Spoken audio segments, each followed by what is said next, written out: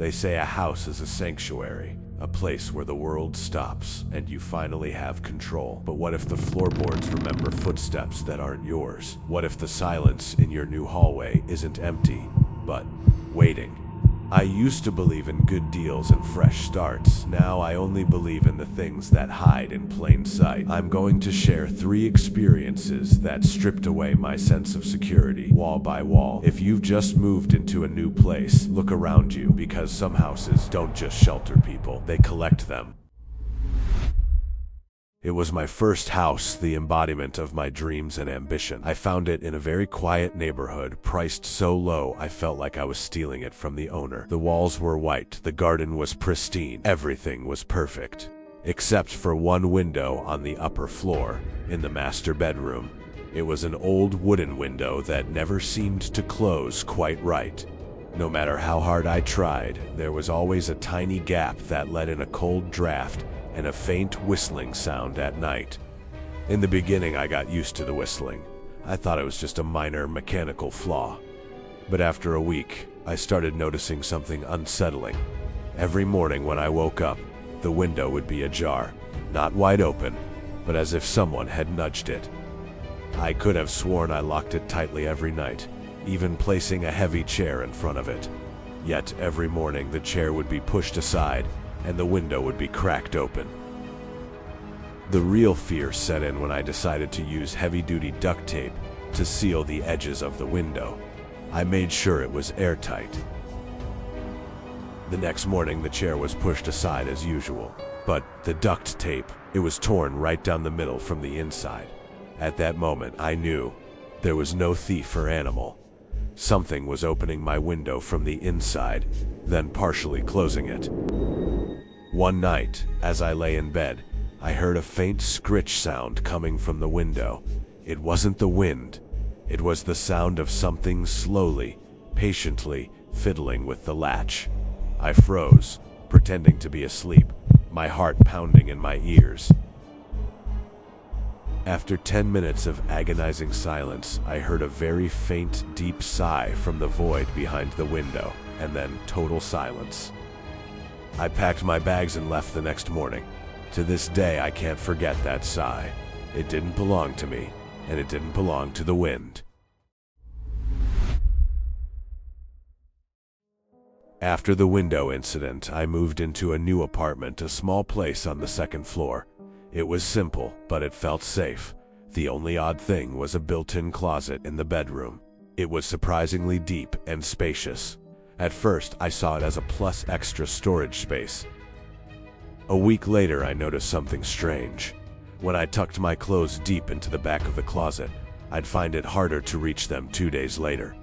It felt as if the back wall was receding. I thought I was imagining things, but when I used a measuring tape, the results were inconsistent. One day it was 2 feet deep, the next it was 2.5 feet, and sometimes it reached nearly 3 feet. It defied all logic. The horror began when I realized this wasn't just a structural anomaly. Something was controlling the space.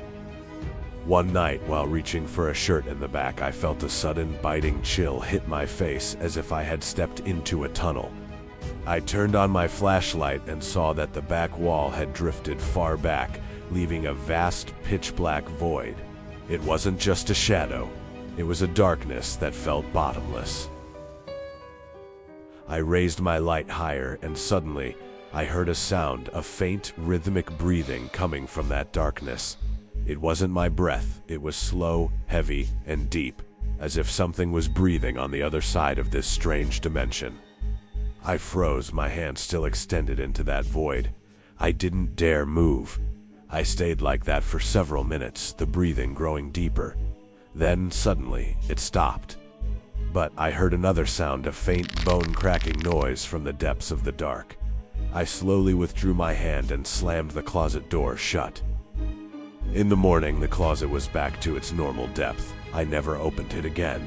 Eventually, I boarded it up with plywood.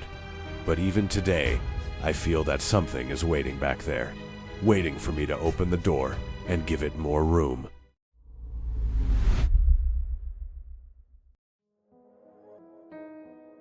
I finally moved to the countryside, hoping for peace. My new house was secluded, surrounded by trees. It had a large backyard, but there was one patch in the center where the grass was completely dead. Nothing grew there no matter what I did. Initially, I thought it was poor soil or an irrigation issue. I tried everything: fertilizers, new soil, different seeds. Everything grew around the patch, but that specific spot remained scorched and barren. I began to feel a vague sense of dread whenever I approached it. The temperature at that spot was always a few degrees colder than the rest of the yard, even in the heat of summer. The fear turned into pure terror on a moonlit night. I was looking out my bedroom window.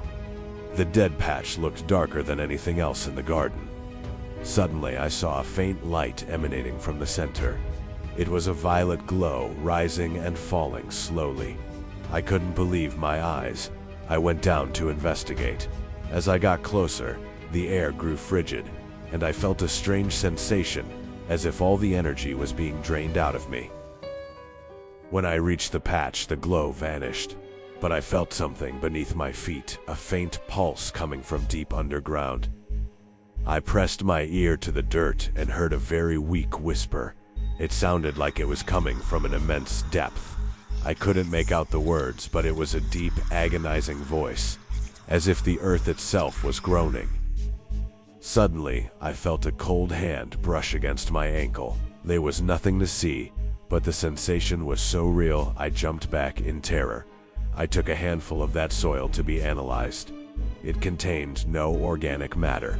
It was just dead soil dirt that refused life. I remembered an old legend about grave soil that never supports life because it's saturated with something else. I never stepped into my garden again. Whenever I look at that dead patch, I feel like there's something hungry underneath, waiting to consume any life that gets close. And the worst part? Sometimes, when I'm alone at night, I hear that faint whisper coming from the yard, calling my name, inviting me back to its dead earth. Houses are more than just walls and roofs. They are places that breathe and places that remember, and sometimes they hide secrets that should never be found. The next time you see a house at an unbelievable price or one with a small flaw that's easy to fix, remember my stories. Remember the window that wouldn't close, the closet that grew deeper, and the garden that wouldn't grow. Are you sure you want to know why?